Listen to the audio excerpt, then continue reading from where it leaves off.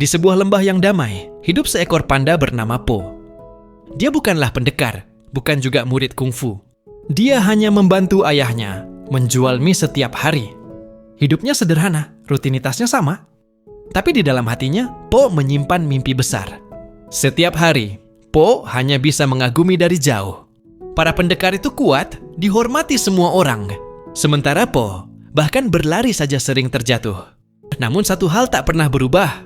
Po tidak pernah berhenti bermimpi.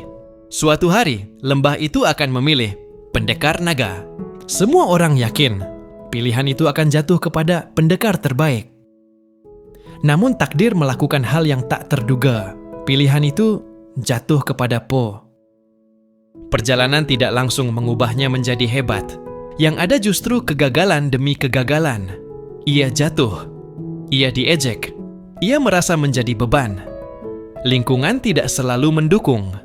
Bahkan orang-orang terdekat tidak sepenuhnya yakin padanya. Dan di titik terendah itu, ia hampir menyerah. Bukan karena lelah, tapi karena percaya bahwa dirinya memang tidak cukup baik. Namun ada satu sosok yang melihat Po berbeda, bukan karena kekuatannya, bukan karena bentuk tubuhnya, tapi karena hatinya. Po mulai mengerti satu hal penting. Ia tidak perlu menjadi orang lain untuk menjadi berarti. Latihan bukan lagi tentang membuktikan diri, tapi tentang menerima diri sendiri. Dan saat Po percaya, ia berubah. Bukan menjadi sempurna, tapi menjadi dirinya sendiri. Dan itulah kekuatan terbesarnya. Perlahan ia belajar sesuatu yang jarang diajarkan, bahwa tidak semua orang harus sama untuk menjadi berarti. Ia tidak perlu berubah menjadi orang lain. Ia hanya perlu memahami caranya sendiri. Saat ia mulai menerima dirinya, kepercayaan itu tumbuh. Dan dari sanalah kekuatan sejati muncul.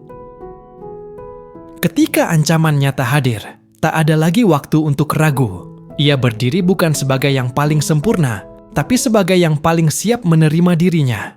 Namun kali ini, keberanian itu mengubah segalanya. Cerita ini mengingatkan kita, hidup bukan tentang seberapa mirip kamu dengan harapan orang lain, tapi seberapa jujur kamu menerima dirimu sendiri. Karena terkadang, orang yang paling diremehkan adalah orang yang paling dibutuhkan. Kalau kamu pernah merasa tidak pantas bermimpi, atau pernah diremehkan karena berbeda, tulis di komentar.